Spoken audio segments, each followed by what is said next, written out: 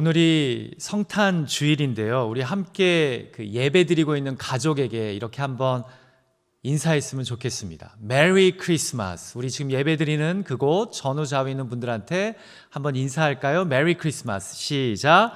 메리 크리스마스. 메리 크리스마스. 우리 한 번 더 인사할까요? 이렇게 인사하죠. 기쁜 성탄입니다. 주님이 이 땅에 오셨습니다. 인사하죠. 시작. 기쁜 성탄입니다. 주님이 이 땅에 오셨습니다. 아멘.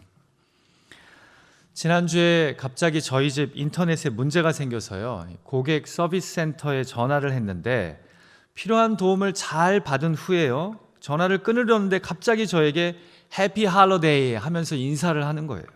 그래서 저도 인사했습니다. 메리 크리스마스라고. 여러분, 언제부터인가 미국에서는 크리스마스 시즌이 되면 메리 크리스마스라고 인사하기보다 해피 할로데이스라고 인사합니다. 우리가 잘 알다시피 다인종, 다문화 사회를 구성하는 미국에서 서로 종교가 다르고 문화가 다른 사람들에게 이 기독교적 인사인 메리 크리스마스로 인사하는 것이 일방적이고 배타적이라는 인식으로 인해 생긴 흐름입니다. 그래서 여러분, 요즘은 메리 크리스마스라고 인사하는 것도 안타깝지만 믿는 사람들끼리만 할 수 있는 인사가 되어버렸습니다. 사실 우리가 습관적으로 별 생각 없이 메리 크리스마스라고 인사를 해서 그렇지 이 인사에는 분명히 기독교적인 믿는 자들끼리만 공유할 수 있는 특별한 의미가 담겨 있습니다. 여러분, 메리라는 단어는 잘 알다시피 즐거운이라는 뜻이고요. 크리스마스는 제가 전에도 몇 번 설명드렸지만 그리스도, 곧 크라이스트라고 하는 단어와 미사, 곧 예배를 뜻하는 메스라고 하는 단어가 합쳐진 겁니다. 자, 그러니까 크리스마스는요, 그리스도의 예배, 곧 그리스도의 탄생을 예배하는 것을 의미합니다. 한마디로 그리스도의 탄생을 즐겁게 예배하자는 것이 뭐예요? 메리 크리스마스라는 겁니다. 자, 그런데 제가 여러분께 질문을 하나 던지고 싶습니다. 여러분, 정말 메리 크리스마스입니까? 무슨 말씀이냐면 이번 크리스마스가 즐거우시냐라는 겁니다. 정말 메리 하시냐고요. 코로나 팬데믹이 강하게 휩쓸고 지나가는 2020년의 겨울을 보내면서 아기 예수님의 탄생이 정말 우리에게 즐겁고 기쁜 소식으로 다가오냐는 것입니다. 메리 하고 싶은데, 즐겁게 성탄의 예배를 드리고 싶은데 솔직히 즐겁기 힘든 버거운 성탄을 보내고 있지는 않냐는 겁니다. 너무나 힘들고 챌린징한 한 해를 보내다 보니 우리 주님의 나심을 기념하며 기뻐하는 이 성탄 주일에 진심으로 메리 크리스마스라고 인사하기가 너무 버겁지는 않냐는 겁니다. 그런데 여러분, 사실 성탄은요, 즐거워하고 기뻐하기 힘든 상황에서 아기 예수님이 나셨기 때문에 메리 크리스마스가 되었다는 것을 아십니까? 사실 성경이 우리에게 보여주는 성탄은요, 우리가 변질시킨 한 해를 마무리하며 선물을 주고받고 서로 즐겁고 유쾌하게 송년 파티를 하는 것이 아니라 오히려 두렵고 불안하고 불확실한 세상 가운데 아기 예수님이 나심으로 우리에게 구원과 소망의 기쁜 소식이 되셨기에 메리 크리스마스라는 겁니다. 그래서 제가 지난 금요일 성탄 특별 기도회 때도 말씀드렸지만 어쩌면 우리는 올 2020년 우리 생애에서 가장 성경적인 성탄을 보낼 수 있게 되었는지 모르겠습니다. 왜요? 우리의 삶이 녹록치 않기 때문입니다. 2000년 전 예수님이 이 땅에 오셨을 때와 비슷한 상황에 우리가 처해 있기 때문입니다. 그리고 우리는 오늘 마태복음의 성탄 이야기를 통해 이것을 확인하게 됩니다. 자, 마태복음에 기록된 성탄의 이야기를 통해 우리는 무엇을 깨닫게 됩니까? 별을 쫓아온 동방박사들의 모습을 통해 우리는 어떤 은혜와 도전을 받게 됩니까?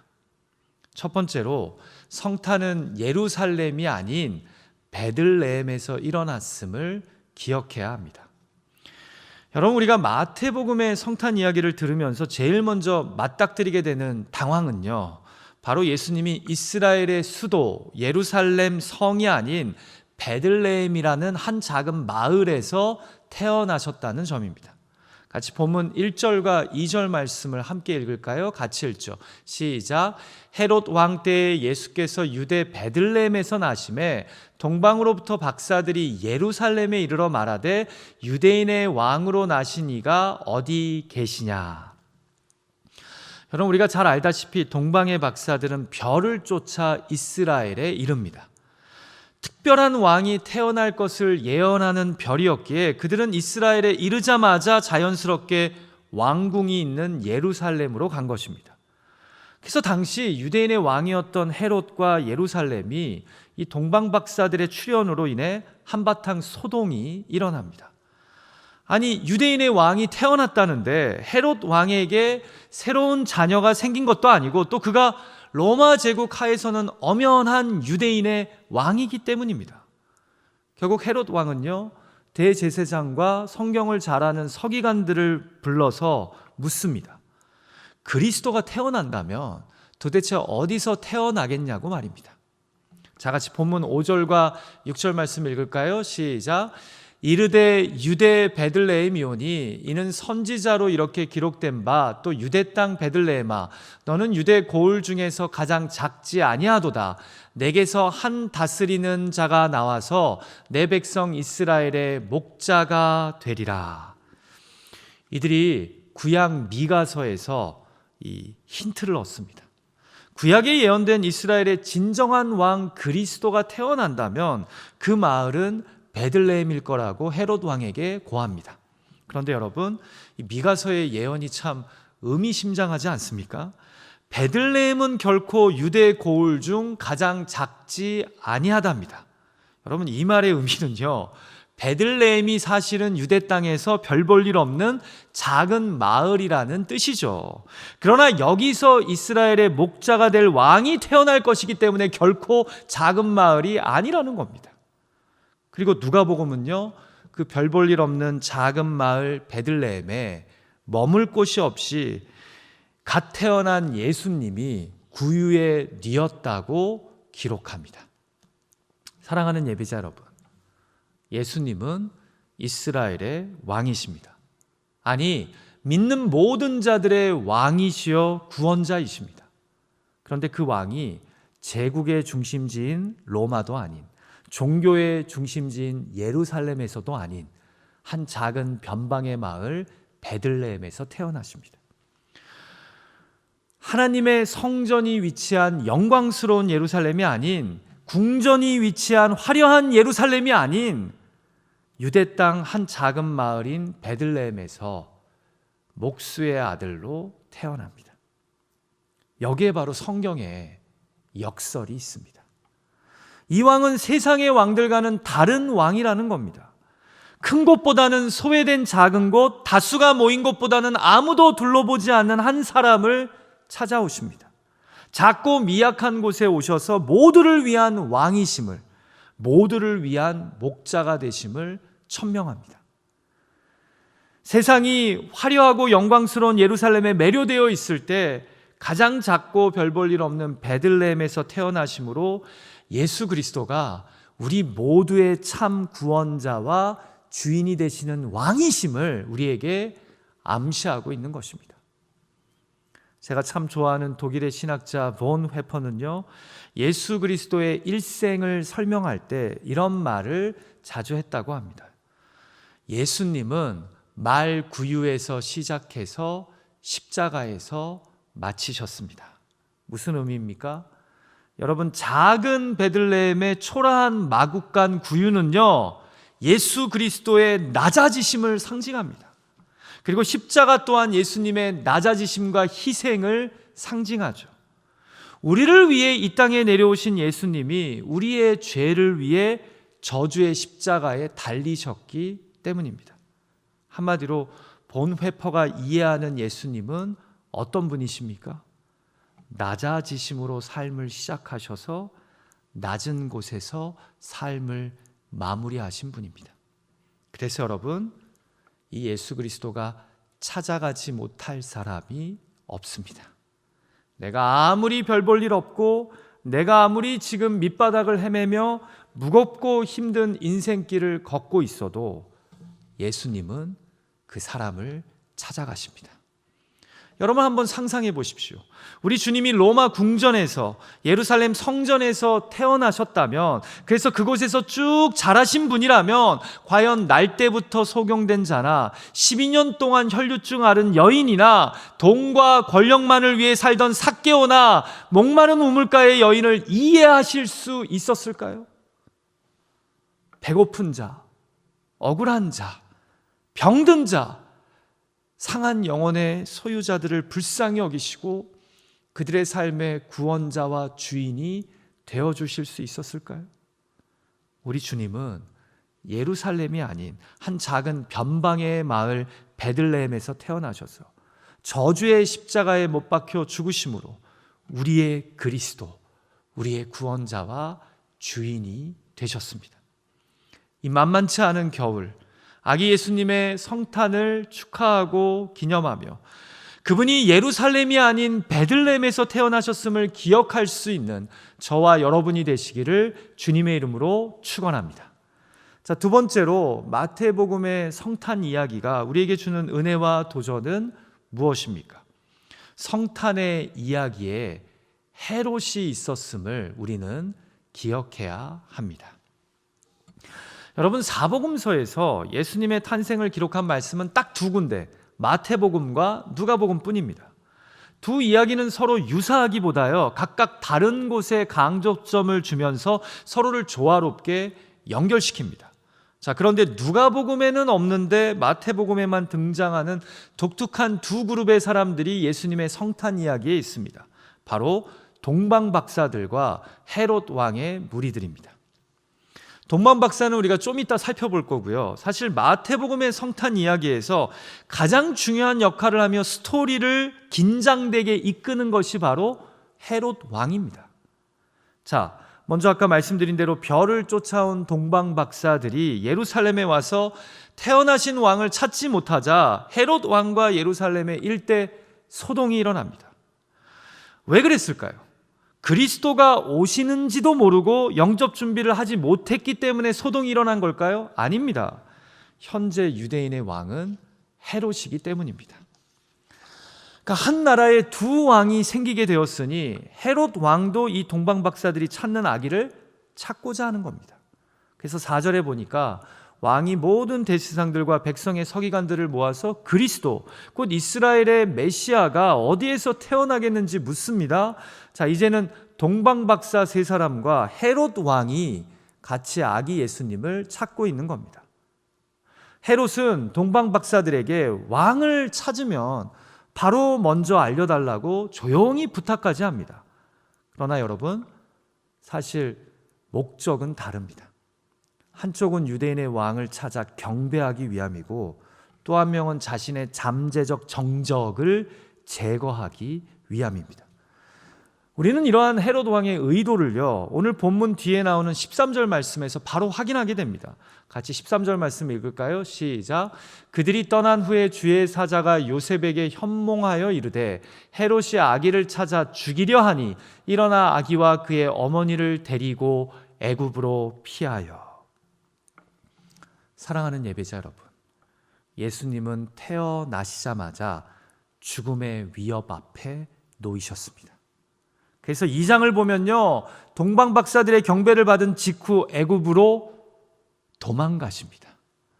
그리고 우리는 뒤에 16절 말씀에서 베들레헴 지경 안에서 2살 아래로 태어난 사내 아이들은 다 죽이라고 명하는 포악하고 끔찍한 헤롯 왕의 모습을 발견하게 됩니다. 아기 예수님을 어떻게든 제거하기 위해서 말입니다. 여러분, 이것이 마태가 그리는 예수님의 성탄 이야기입니다.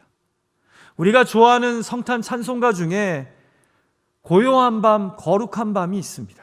그런데 사실 마태가 그리는 예수님의 탄생 이야기에서는요, 아기 잘도 잔다, sleep in heavenly peace가요, 없습니다. 아기는 지금 큰 위험과 죽음의 공포 속에서 잠을 자고 있습니다. 당장 살기 위해 도망가야 하는 가족에게 평화롭게 잠을 잔다는 것은 어떻게 보면 사치입니다. 헤롯 왕이 주변에 있는 한 요셉의 가족은 결코 안심할 수 없었던 것입니다. 여러분, 저는 누가와 달리 이 마태가 그리는 헤롯의 공포 속에 태어난 아기 예수를 묵상하면서요, 큰 충격을 받게 됩니다. 우리 모두가 기뻐하고 즐거워해야 할 성탄인데, 성경은 사실 태어나시자마자 공포와 두려움 속에 피난 가는 예수님 가족의 모습을 우리에게 생생하게 보여주기 때문입니다. 마치 지금 이 순간에도 팬데믹으로 인해 절망하는 자들처럼, 뜻하지 않은 질병으로 괴로워하는 자들처럼, 먹고 사는 문제, 스테러스의 문제로 고민하는 자들처럼 아기 예수가 그런 냉혹한 현실 가운데 태어나셨다는 점입니다. 상업화된 즐겁고 신나는 크리스마스, 서로 선물 주고받으며 한 해를 마무리하고 새해를 기대하면서 즐거워하고 파티하는 크리스마스가 아닌 이 땅의 가슴 아픈 현실과 고통의 문제로 눈물을 흘리는 자들 속에서 아기 예수님이 태어나신 것입니다. 직장에서 해고당해서 수년간 노력한 비즈니스의 문을 닫으면서 당장 어떻게 가족을 부양해야 할지 모르는 사람, 가족 중에 누군가 이해 못할 사건 사고로 고통 가운데 있어 아기 잘도 잔다는 노랫말이 너무나 동떨어지게 느껴지는 사람들 가운데 우리 구주 예수님이 태어나셨다라는 겁니다. 마치 지금 이 자리에 앉아 있는 우리들 중 그 누군가의 눈물을 아시듯이 우리들 가운데 예수님이 오셨다는 겁니다. 사랑하는 예배자 여러분, 그래서 성탄을 제대로 보내려면 누가복음이 이야기하는 천군 천사의 지극히 높은 곳에서는 하나님께 영광이요 땅에서는 평화로다 하는 찬송 소리 못지않게 목자들이 천사들의 이야기를 듣고 갓 태어난 아기 예수를 찾아 경배한 이야기 못지않게 마태복음의 헤롯 왕을 기억하셔야 합니다. 왜냐하면 예수님은 우리 모두를 구원하시기 위해 헤롯의 세계에 친히 오신 분이시기 때문입니다. 그리고 우리와 함께 눈물을 흘리시고 절규하시고 때로는 분노하시고 괴로워하시다가 결국 우리의 죄와 사망의 권세를 깨트리시기 위해 친히 십자가에 달려 죽으시고 부활하신 것입니다. 어떻게 보면 예수님은요, 헤롯의 세계에서 절규하는 우리와 하나님 사이를 연결시키시기 위해 이 땅에 오신 것입니다. 십자가를 지시기 위해 이 땅에 찾아오신 것입니다. 여러분, 제가 개인적으로 좋아하는 올드 팝송 중에요, 사이먼 앤 가펑클의 Bridge Over Troubled Water라는 가스펠 스타일의 팝송이 있습니다. 아마 이 영상 예배를 지금 들으시는 분들 중에 적지 않은 분들이 70년대 미국 최고의 팝송 중 하나인 이 곡을 잘 아실 겁니다. 여러분, 이 노래의 1절 가사가 이렇습니다. 당신이 지치고 초라하게 느껴질 때, 당신의 눈에 눈물이 고일 때 내가 닦아줄게요. 난 당신 옆에 있습니다. 힘든 시간이 찾아올 때, 아무 친구도 찾을 수 없을 때 험한 물결 위의 다리처럼 내가 다리가 되어줄게요. 여러분, 저는 예수 믿고서 이 곡의 가사를 다시 음미하는데요, 이건 복음입니다. 복음. 내가 지치고 초라하게 느껴질 때, 아무 친구도 내 주변에 없다고 느낄 때 헤롯 왕의 세계에 태어나신 예수님이 험한 물결 위에 다리가 되셔서 우리와 하나님 사이를 연결해주고 계시다는 거 아십니까? 우리가 거센 물결과 같은 인생 속에 갇혀 있을 때 바로 우리를 구원하시기 위해 헤롯 왕의 공포와 불안 속에, 염려와 절망 속에 태어나신 예수님이 우리를 위해 십자가에 달려 죽으심으로 I will lay me down, 그래서 우리와 하나님 사이에 구원의 다리, 소망의 다리가 되어주셨다는 것 아십니까? 여러분, 성탄은 사실 우리에게 이런 의미가 있는 것입니다. 이것이 사실 성경이 우리에게 말씀하시는 진짜 성탄의 현실이요, 그래서 힘들고 어렵지만 우리는 이 아기 예수의 나심으로 말미암아 메리 크리스마스를 할 수 있는 것입니다. 이것을 잊지 않는 저와 여러분이 되시기를 주님의 이름으로 간절히 축원합니다. 자, 마지막으로 마태복음에 기록된 성탄의 이야기를 통해 우리는 무엇을 깨닫습니까? 유대인이 아닌 이방인이 예수님을 찾아 경배했음을 기억해야 합니다. 자, 여러분, 마태복음의 성탄 이야기는요, 헤롯 왕과 대조되는 그룹으로 동방박사들을 이야기합니다. 보십시오. 헤롯은 아기 예수님을 찾거든 알려달라고, 나도 가서 경배하겠다고 이야기했지만 본심은 예수님을 경배하는 게 아니라 제거하는 것이었습니다. 그런데 이방인인 이 동방박사들은 수만 리길을 별을 보고 쫓아와서요, 결국 베들레헴의 한 집에 머무는 별을 보고 어떻게 반응합니까? 같이 본문 10절 말씀을 읽을까요? 같이 읽죠. 시작. 그들이 별을 보고 매우 크게 기뻐하더라. 여러분, 누구와 대조됩니까? 헤롯 왕과 너무나 확연하게 대조됩니다.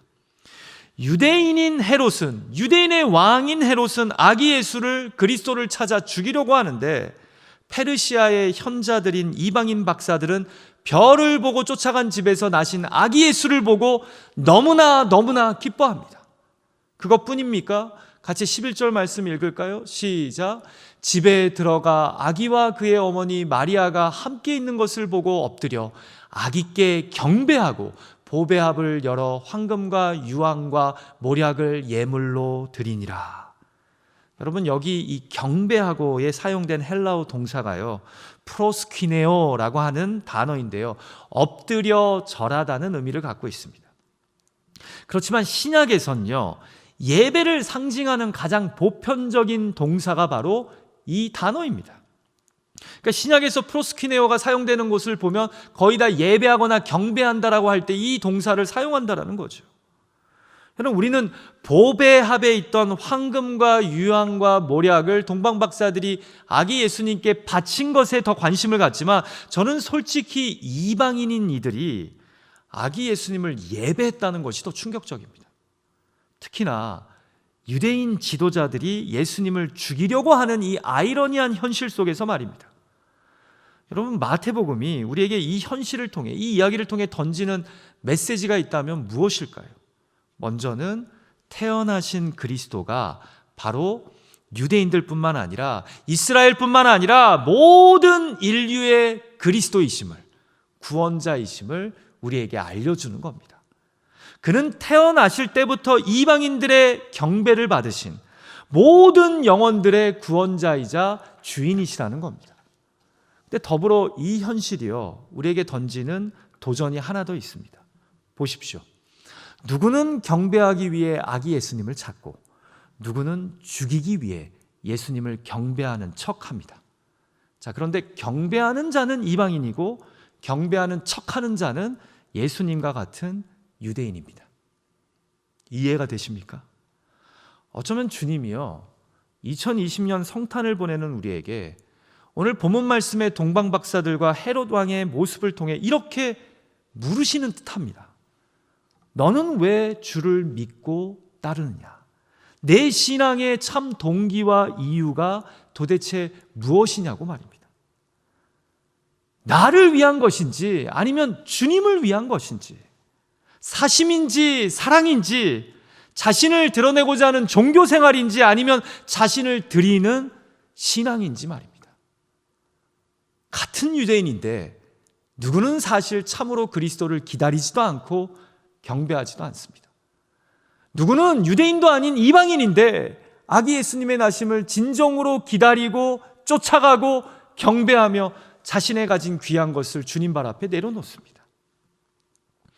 여러분, 헤롯 왕에게 선지자들의 예언은요, 그리스도를 향한 갈망은요, 한낱 유행이나 종교 문화에 불과했던 것입니다. 오직 중요한 것은 나에게 이득이 되냐 안 되냐의 문제입니다. 그래서 그동안은 전혀 그리스도에 대한 관심이 없다가 동방박사들이 나타나서 자신의 권세를 흔들 잠재적 정적의 등장을 이야기하자 그리스도를 지금 열심히 찾는 겁니다. 사랑하는 기도자 여러분, 내가 내 삶의 왕이기를 원하는 사람들은요, 예수 그리스도의 등장을 별로 좋아하지 않습니다.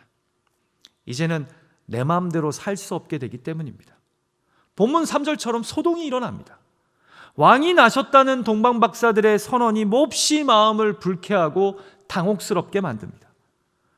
그러나 오늘도 복음은요, 우리에게 이렇게 말씀합니다.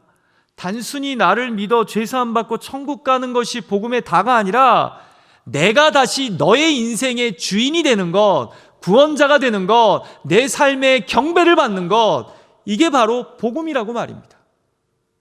여러분은 혹시 헤롯 왕의 모습을 갖고 있지는 않습니까? 이방인인 동방 박사들이 아기 예수님께 모든 것을 내어드리며 진심으로 경배합니다. 부디 아기 예수님을 진심으로 경배하는 이 이방인들의 모습을 보며 당황하는 우리가 아니라 우리가 아기 예수님의 탄생을 진심으로 기뻐하고 감사함으로 세상에 우리의 주인이 예수 그리스도이심을 드러낼 수 있는 저와 여러분의 성탄이 되기를 주님의 이름으로 축원합니다. 말씀을 마치겠습니다. 오늘 마태복음의 성탄 이야기는 팬데믹으로 인해 어려운 시간을 지나가고 있는 우리에게 진정한 성탄의 의미가 무엇인지 도전하시며 우리를 위로하십니다. 성탄은 예루살렘이 아닌 베들레헴에서 일어났음을 기억하십시오. 그래서 주님은 이 세상에 그 어떤 초라하고 비참한 인생에게도 찾아와 참 구원의 소망과 능력이 되실 수 있음을 붙잡으십시오. 두 번째로 성탄의 이야기에 헤롯이 있음을 기억하십시오. 주님은 결코 한 해를 마치는 즐겁고 유쾌한 파티 장소에 서로 선물을 교환하며 하하호호하는 현장에 오신 분이 아닙니다. 헤롯 왕의 서슬퍼런 공포와 절망의 현장, 불안과 염려의 땅에 오셨습니다. 그리고 그들과 함께 우시고 그들을 불쌍히 여기시다가 우리를 구원하시기 위해 십자가의 대속물로 죽으셨습니다. 그리고 부활하심으로 우리 삶의 구원과 능력과 소망이 되어 주셨습니다. 그래서 오늘 우리가 힘든 한 해를 보내고 있지만 여전히 예수 그리스도의 탄생은 우리에게 메리 크리스마스여야 합니다. 부디 어려운 삶의 현실 가운데서도 별을 보고 예수 그리스도를 따라와 마음을 다해 경배한 이방인들의 모습을 바라보면서 내가 왜 주님을 믿고 따르는지 우리 신앙의 옷깃을 다시 여미는 저와 여러분이 되실 수 있기를, 그런 메리 크리스마스가 되기를 주님의 이름으로 축원합니다. 같이 기도하죠.